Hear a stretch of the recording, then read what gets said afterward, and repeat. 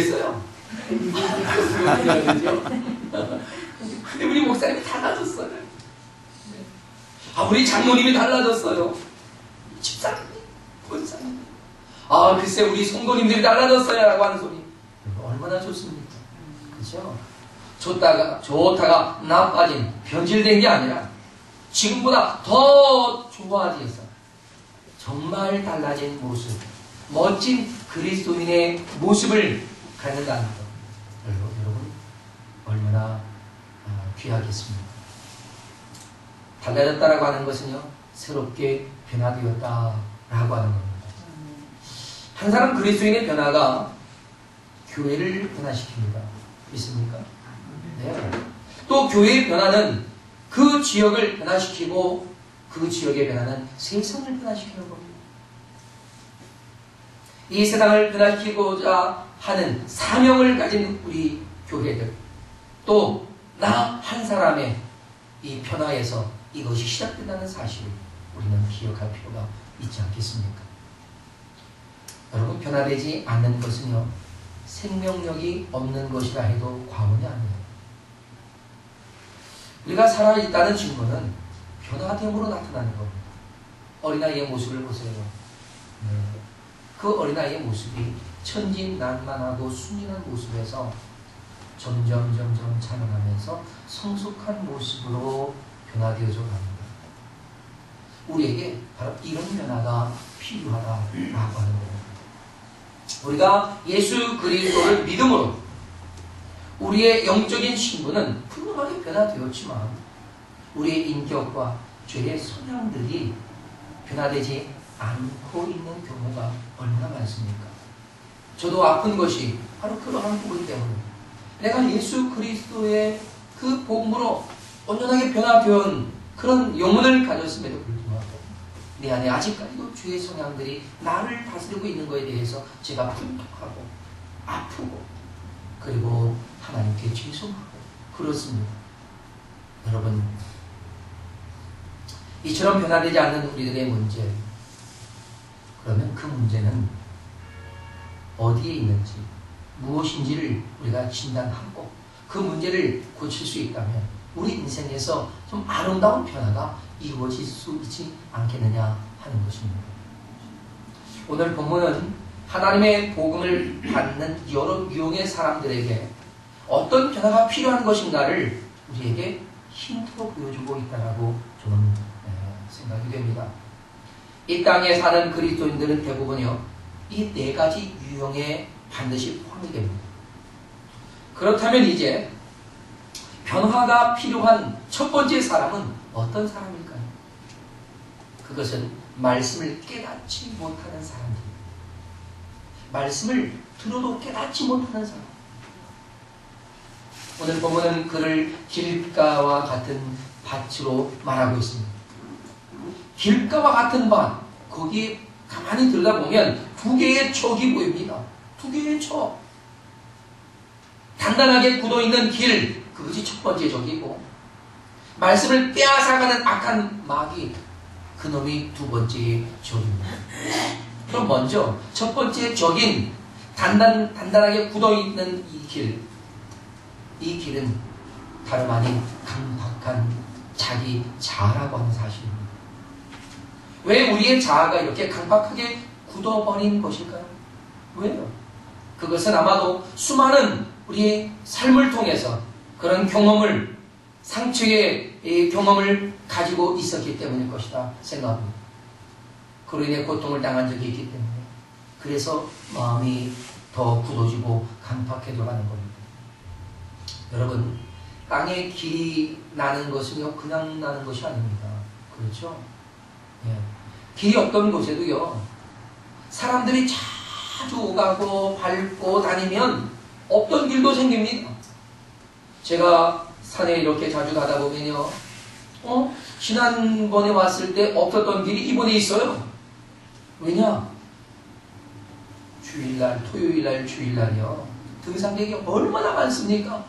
사람들이 밀리다 보니까 사람들이요, 에이, 이렇게 기다릴 바에는 돌아가자. 그래서 옆으로 없던 길을 막 밟고 가는 거예요. 한 사람, 두 사람이 밟으면요, 그 뒤에 따라오는 사람, 나도 가자, 너도 가자. 그러면 어떤 일이 생겨요? 그렇지 않습니까? 네. 야, 어떤 일이 생겼네. 네. 여러분, 길은 많은 사람이 밟고 지나가야 길이 되는 겁니다. 오늘 본문의 길처럼 단단하게 굳어버린 마음 밭도 이 사람 저 사람 다 수없이 밟았고 그 심령이 밟혔기 때문에 그 마음의 길처럼 단단하게 굳어버린 것입니다. 단단한 마음밭의 특징이 뭔지 아세요? 그런 특징은 비판하는 사람입니다. 비난을 많이 합니다. 왜요? 상처가 있기 때문입니다. 그 상처가 남겨져서 그것이 자극이 되기 때문에 비난하고 비판하고 신랑하는 것입니다. 여러분, 그렇다면 이 밭의 새로운 변화는 무엇이겠습니까? 이 밭의 새로운 변화는 용서에서부터 시작된다는 것입니다. 용서요. 그래서 우리는 나에게 상처를 줬던 사람들, 상처를 주었던 그런 사건들 용서하고, 그리고 우리가 이해하며 잊어버리면 그 상처는 조금씩 아물어갈 수 있습니다. 그래서 십자가의 복음을 받아들이는 사람들에겐 회개와 더불어 용서가 시작이 되는 거예요. 십자가의 복음을 가진 사람이 용서할 수 없는 사람이 없습니다. 믿습니까? 용서하지 않는다라고 하는 것은 내가 지금 십자가를 들고도 내 손에 무엇이 들렸는지, 내 심령에 지금 무엇이 세워져 있는지를 잠시 잊고 있는 사람일 수 있습니다. 여러분, 혹 여러분에게 용서 못할 사람이 있다면 십자가로 용서하시기를 축복합니다. 아멘. 그리고 나면 마음에 평안이 심령 깊은 곳까지 이르는 경험을 하게 됩니다. 여러분, 짓밟힌 흔적을 지우려면요, 빗자루로 쓰는 정도까지는 안 돼요. 빗자루로 쓰면 그 흔적은 안 보일지 몰라도요, 발자국을 지울 수는 있어도 짓밟힌 그 땅은 남아져 있다는 겁니다. 그래서 그 짓밟힌 땅을 다시 부드럽게 하기 위해서는 갈아엎는 수밖에 없어요. 갈아엎는 거예요. 쟁기지 않은 거예요. 그래서 땅을 깊게 갈아서 엎어 굳은 것을 깨뜨리는 겁니다. 그리고 부드럽게 잘 고를 필요가 있는 거죠. 이것이 곧 성령의 역사를 통해서 나타납니다. 여러분, 세상에서 가장 변화되기 어려운 계층이 노년층이에요. 노년층.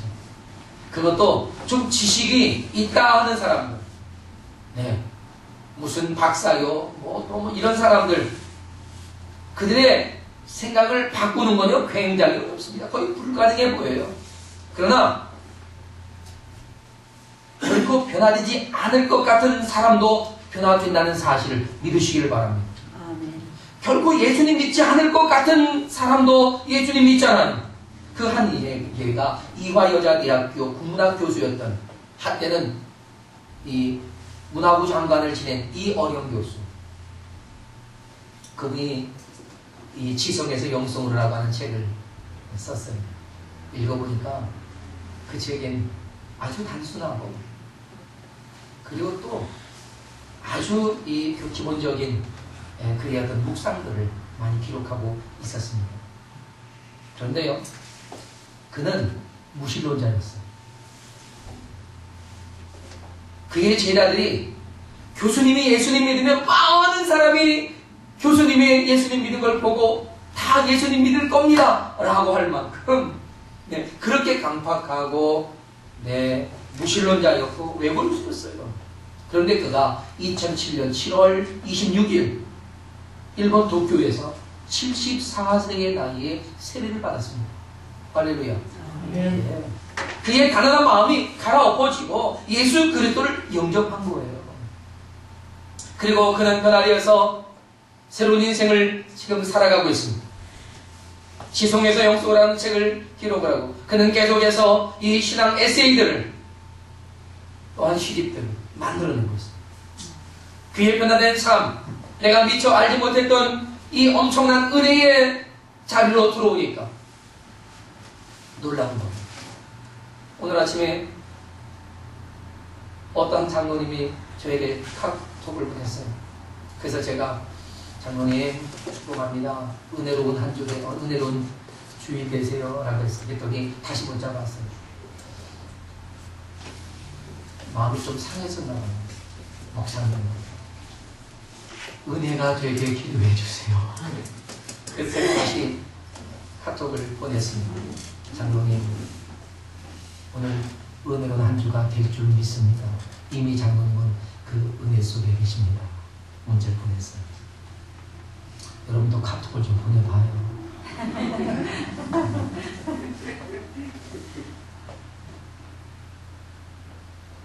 이어령 교수가 그의 삶의 변화가 어떻게 가능합니까?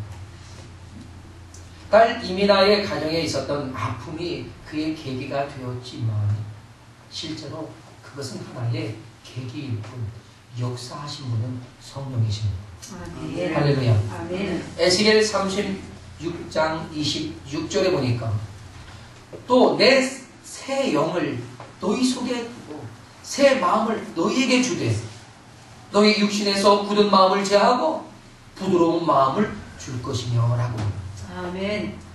하나님께서 성령을 통해 굳은 마음을 풀어내시는 거예요. 할렐루야. 아멘. 풀어내시는 거예요.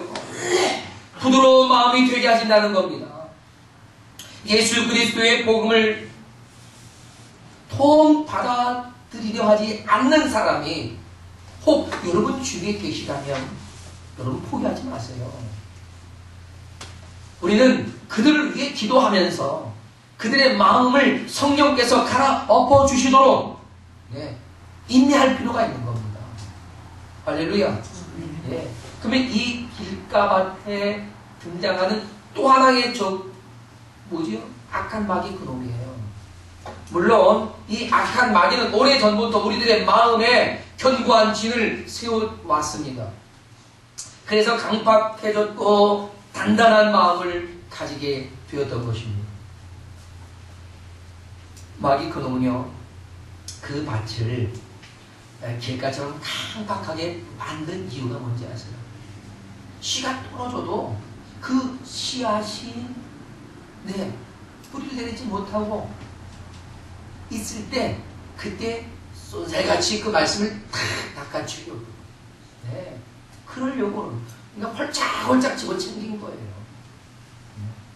복음을 받아들이지 않는 사람, 또 상처를 가진 사람, 시험에 들어있는 사람, 그들은 말씀이 떨어져도 말씀을 받아들일 마음이 없습니다. 단단히 굳어져 버린 거죠. 그때 마귀 그놈들은요, 희덕거리면서 그 봐라 우리의 작전이 통했어 하면서 말씀을 다 걷어가는 거예요.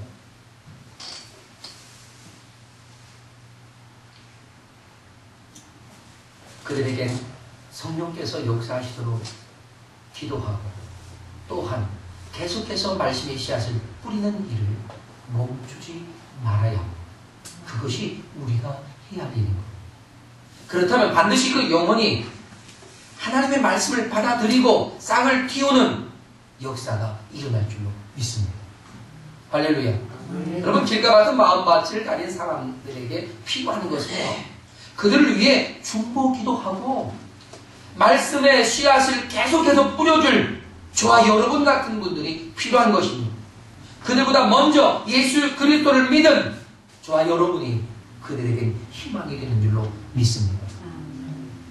그러면 변화가 필요한 두 번째 사람은 어떤 사람일까요? 그것은 시험에 넘어지는 사람들입니다. 시험에 넘어지는 사람들. 오늘 본문은 이 두 번째 밭을 돌밭으로 표현하고 있습니다. 이 밭은 씨앗이 떨어지면 씨앗을 받아들이기는 해요. 하나님의 복음을 받아들이긴 합니다. 그러나 문제는 이 씨앗을 받아들인 땅이 돌밭이라는 겁니다. 안반 위에 얇게 흙이 덮여 있을 뿐이에요. 그래도 조금 자라다가 뿌리를 내리지 못하고 태양이 떠오르면 그냥 말라 타서 죽고 마는 거예요. 오늘 본문에서 예수님은 이 밭의 특징을 21절에서 이렇게 표현하십니다. 잠시 견디다가 어때요? 잠시 견디다. 그러니까 이 돌밭을 가진 심령은요, 잠시 견딜 수는 있단 말이에요. 그러다가 어떤 일이 벌어집니까? 말씀으로 말미암아 환난이나 박해가 일어날 때 곧 넘어지는 거예요. 여러분 중요합니다. 그가 잠시 견디는 것은요, 편안하기 때문입니다. 그러나 약간의 어려움이 온다. 내가 하나님의 말씀을 받아서 말씀대로 살아가려고 하는 어떤 의지를 가지고 신앙을 보여드리려고 할 때에 환난이 오고 박해가 오고 어려움이 올 때 이게 아닌가 봐 하고 그냥 던져버리는, 신앙을 포기해버리는 그런 경우가 있다 하는 겁니다. 이런 연약한 마음, 하나님의 말씀을 받고 그 말씀을 의지하고 믿음으로 살다가 환경에 어려움이 오면 실족하는 연약한 믿음의 소유자를 말하는 겁니다. 여러분, 연약한 믿음을 가진 사람, 그는 바로 돌밭의 마음을 가진 심령이라는 것을 알아야 합니다. 그러니까 우리가 주위에서 보면요, 이런 사람들 종종 보잖아요. 그러면 그들을 나무라지 말고요, 그들을 위해 우리가 기도해 줘야 되고, 그들의 연약함을 우리가 함께 잡아야 줘야 될 줄로 믿습니다. 이 사람에게 필요한 것이 뭡니까? 저는 믿음과 확신이라고 봅니다. 믿음은 바라는 것들의 실상이다. 보이지 않는 것들의 증거입니다. 믿음이 성장하는 것이 결국은 깨뜨리는 방법이 된다는 겁니다. 여러분, 말씀을 붙들고 사는 사람들은요, 두 가지 유형이 있어요. 첫째는 자신의 의지로 믿는 사람. 말씀을 자신의 의지로 믿는 거예요. 내가 믿으면 복을 받겠지, 믿어보자 하는 겁니다. 또 하나는 하나님이 주신 믿음으로 믿는 사람이에요. 이거는 내가 믿으려고 애를 쓰는 게 아니라 믿어지는 거예요. 할렐루야. 아멘. 이게 은혜예요. 아멘. 내가 믿어야지가 아니라 믿어지는 거예요. 여러분에게는 믿어짐의 은혜가 있기를 축원합니다. 아멘. 자신의 의지로 믿는 사람은 어려운 환경이 오면 견디어보다가 그 어려운 환경이 계속되면 믿음을 포기합니다. 김병의 효자없어요. 그러나 믿음의 사람은요, 끝까지 감당하게 되는 줄로 믿습니다. 아멘. 우리들의 믿음에는 우리의 의지가 필요하지 않다는 말이 아닙니다. 다만 순서가 좀 바뀐 거예요. 먼저 하나님께서 우리에게 주신 믿음을 우리는 받아야 하고, 그리고 성령께서 우리에게 주신 그 믿음으로 우리가 주님을 믿는 겁니다. 그리고 난 다음에 믿음으로 살아가는 생활 속에서 어려움 만나고 환난을 만날 때 우리는 의지를 가지고 인내하며 견뎌낼 수 있다라고 하는 것입니다. 그러니 우리의 믿음은 우리 믿는 그 믿음은 하나님의 은혜라고 말하는 것입니다. 할렐루야. 아멘. 자, 우리 큰 소리로 따라합시다. 믿음이 믿음이 은혜이다. 은혜이다. 믿습니까? 아멘. 믿음이 은혜예요. 하나님께서 선하신 것을 믿는 그 믿음이 중요합니다.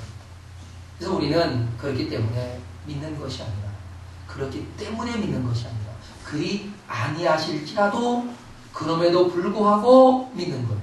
믿습니까?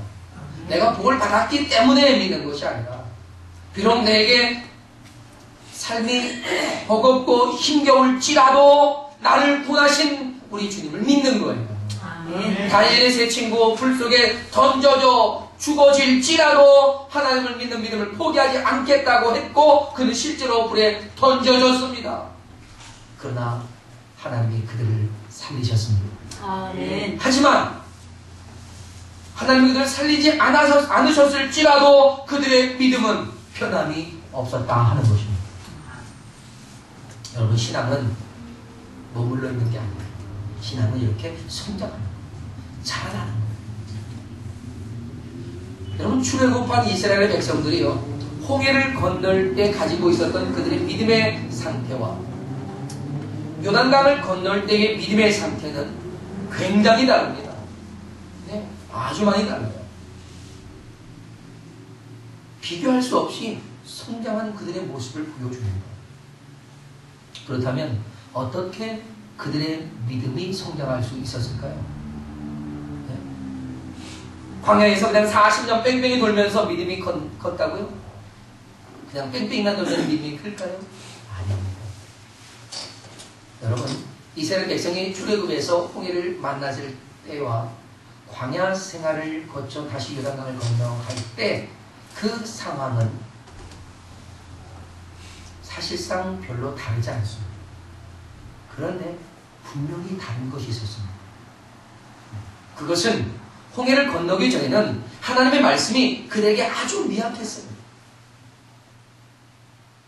하지만 홍해를 건넌 후 그들은 십계명을 받습니다. 그리고 하나님의 수많은 율법들을 그들이 전수받아요. 그리고 그 말씀을 훈련을 통해 그들이 확신하게 됩니다. 말씀으로 다져지는 거예요. 그렇게 되었을 때 범람하는 요단강을 발로 밟고 건너갈 수가 있었단 말입니다. 할렐루야. 우리의 믿음이 성장하는 것, 그건 말씀이에요. 말씀이에요. 우리의 심령의 돌, 암만 그를 깨뜨릴 수 있는 것은 오직 말씀입니다. 계속해서 말씀을 우리가 읽고 듣고 우리 심령에 새기면요, 그 말씀이 계속 우리 안에 두려운 것들을 깨버리고요. 네. 그리고 그 단단하게 이 안반으로 구성되어 있는 이 모든 두려움의 문제들을 다 깨는 거예요. 그래서 그 말씀을 우리가 강하게 우리 안에 소유하고 있을 때 세상의 어떤 환난과 핍박과 박해가 오더라도 견뎌낼 수 있는 겁니다. 네. 믿음의 사람은 환경의 문제가 결코 그들의 문제가 되지 않습니다. 믿음, 여러분, 이것이 세상을 이기는 거라고 성경은 말합니다. 요한일서 5장 4절에 이렇게 증거하잖아요. 대저 하나님께로서 난 자마다 세상을 이기느니라. 세상을 이기면 이것이니 우리의 믿음이니라. 할렐루야. 그렇습니다, 사랑하는 여러분. 두려워하지 마세요. 놀라지도 마세요. 강하고 담대하게 주님을 믿고 의지하세요. 네. 우리는 세상을 이긴 그 믿음을 가지고 있단 말입니다. 할렐루야. 네. 두려움의 돌을 깨는 것, 바로 그것이 믿음. 말씀과 믿음, 말씀이 믿음을 견고하게 하고 그 믿음이 어떠한 두려움도 이겨낼 수 있는 강한 하나님의 역사, 에너지가 될 줄로 믿습니다. 아멘. 그러면 변화가 필요한 세 번째 사람은 어떤 사람입니까? 그것은 열매를 맺지 못하는 사람입니다. 그는 변화가 필요해요. 세 번째 등장하는 밭이 가시떨기 밭입니다. 여러분, 본문에는요, 씨앗이 가시떨기 위에 떨어졌다라고 번역이 되어 있어요. 하지만 원문을 살펴보니까 원문에는 가시떨기 사이 그 안쪽에 떨어졌다라는 표현입니다. 그러니까 이곳에 떨어진 씨는요, 돌밭과는 좀 상황이 좀 달라요. 돌밭은 어떻습니까? 돌밭은 흙이 얇아서 뿌리를 채 내리지 못하는 거예요. 하지만 여러분도 아시다시피요, 이런 숲이 있는 곳의 그 속당은 매우 부드럽습니다. 그렇죠? 부드러워요. 그러니까 그곳에 씨가 떨어지면요, 잘 발화가 돼요. 잘 자라요. 그러나 일주량이 약하니까 어때요? 힘없이 자라요. 힘없이 자라요. 근데 그 힘없이 연약하게 자란 그 줄기와 잎이 가시떨기라고 하는 한 장벽에 부딪히는 거예요. 그리고 그 가시가 기운을 막아서 더 이상 자라나지 못하게 합니다. 결국 이 연약한 수는 줄기와 잎은 성장하는데 뭐가 없으니까요? 열매가 없는 거예요. 돌밭에 떨어진 씨는 조금 자라가 뿌리도 내리지 못하고 뜨거운 태양볕에 어떤 타버림으로써 그 새순 자체가 자라나질 못하지만 가시떨기 속에 떨어졌던 이 씨는 어느 정도 자랍니다. 그런데 그 자라남을 가시가 기운을 막아버립니다. 그래서 열매를 맺지 못하는 거죠. 여러분, 가시가 기운을 막았다는 이 표현은요, 막혔다라고 하는 것은 질식한다는 뜻입니다. 질식해버리는 거예요. 다시 말하면 익사하는 거죠. 하나님의 말씀이 익사해버리는 거예요. 저는 이 표현이요, 참 멋있게 아주 정확하게 표현이 됐다라고 생각합니다. 여러분, 말씀을 듣고 깨닫기는 하지만 순종하지 못하는 연약함을 우리 보이지 않습니까? 그럼 왜 순종하지 못합니까? 그리스도인이지만 말씀대로 순종하지 못해서 세상 사람들과 별로 다르지 않은 생활을 보이는 사람들 얼마나 많습니까? 바로 그런 사람들이 이 가시떨기에 떨어진 그런 씨, 그런 밭과 같은 것이다 하는 얘기입니다. 오늘 성경은요, 말씀대로 순종하지 못하는 이유가 세상의 염려와 재물의 유혹에 인해서 그렇다라고 말합니다. 그로 인해서 말씀이 질식해버립니다. 내가 말씀을 따라 순종해야겠는데 세상의 염려 때문에 말씀이 내게서 그 영향력을 발휘하지 못해요. 내가 하는 말씀대로 순종해야겠는데 세상의 어떠한 재물에 대한 유혹 때문에 내가 하나님의 말씀대로 행하지 못해요. 그래서 그 말씀의 영향력을 잃어버리고 그냥 유야무야해버려지는 거예요. 여러분, 한 청년이 예수님을 찾아왔잖아요. 어떻게 해야 영생을 얻겠냐고 예수님께 물었습니다. 예수님 뭐라고 하셨어요? 계명을 다 지켜 행하라. 그런데 청년이 자신 있게 말합니다. 저 이거 다 지켰습니다. 별로 부족한 게 없습니다. 그런데 내가 뭐가 또 부족하겠습니까? 그때 예수님 뭐라고 했죠? 내 소유를 다 팔아 가난한 자들에게 나눠주고 너는 나를 좇아라. 그때 그 청년 어떻습니까? 재물이 많아 근심하며 돌아갔더라 했어요. 이 청년에게는 그 재물에 대한 유혹, 그것이 그에게 주어진 놀라운 기회, 그것을 받아들일 수 없어서 말씀이 질식해버린 거예요. 여러분, 우리의 욕심이 커지면요, 말씀이 질식합니다. 욕심이 큰 사람은요, 절대로 하나님의 말씀을 그대로 받아들이지 못합니다. 사랑하는 여러분, 그리스도인의 가장 그리스도인다운 것이 뭔지 아십니까? 순종이에요. 그래서 주님은 순종이 제사보다 낫다 말씀하시는 거예요. 여러분, 하나님의 뜻을 따라 순종하는 것, 그것이 우리에게 가장 아름다운 모습인 것을 기억하시길 바랍니다. 그래서 순종하면 그리스도인이고요, 순종하지 못하면 아무것도 아니에요. 그럼 주님 뭐라고 말씀하셨습니까? 주님은 열매로 그들을 알리라고 하셨어요. 그런데 열매가 없다면 그들을 판단할 근거조차 없는 거잖아요. 그렇지 않습니까? 가장 아름다운 그런 이 믿음은 이 열매를 맺는 거예요. 하나님의 뜻대로 행하는 것이란 말입니다. 그래서 주님께서도 친히 말씀하시기를 아버지의 뜻대로 행하는 자라야 아버지께로 올 수 있다라고 말했어요. 여러분, 가시떨기에 찔림을 막을 수 있는 것이 뭘까요? 믿음의 방패 아니겠어요? 네. 그래서 저는 믿음의 진보, 여러분 기억하시죠? 믿음의 진보는 어떻게 시작되죠? 내가 예수 그리스도를 영접한 예수 그리스도를 내가 신뢰하고 그분에 대한 확신을 가지고 그분을 의지하고 또한 그분께 의뢰하고 그로 인해서 주의 모든 말씀을 내가 순종하면서 인내하고 충성할 때 우리 하나님의 뜻대로 살아가는 열매를 맺을 수 있는 겁니다. 그 열매, 그것이 곧 믿음의 가장 아름다운 모습이다 라고 하는 것입니다.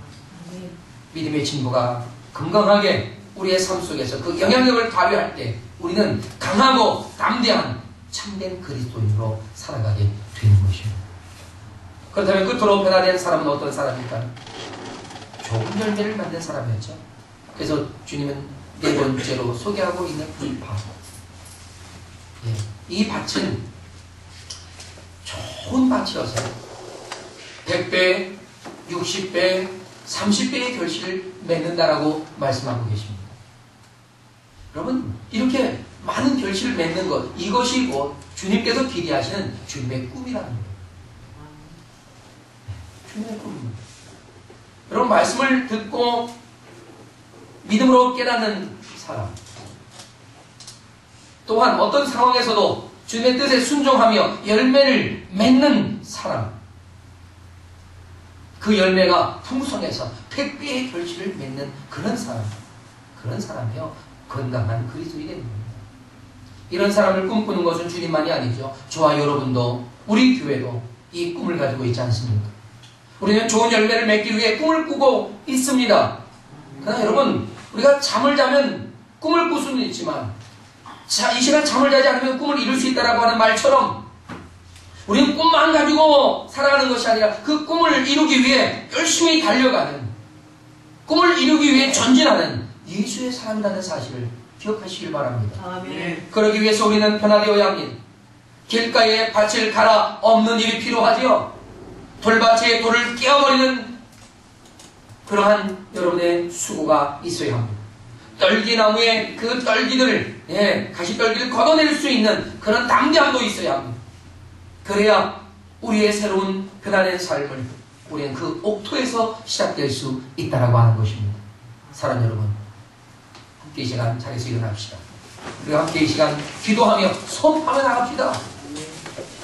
우리의 이김은 이것이 곧 우리의 믿음이라고 하신 말씀처럼 예수님께서 세상을 이기셨듯이 나도 이 세상을 이겼다고 선포합시다.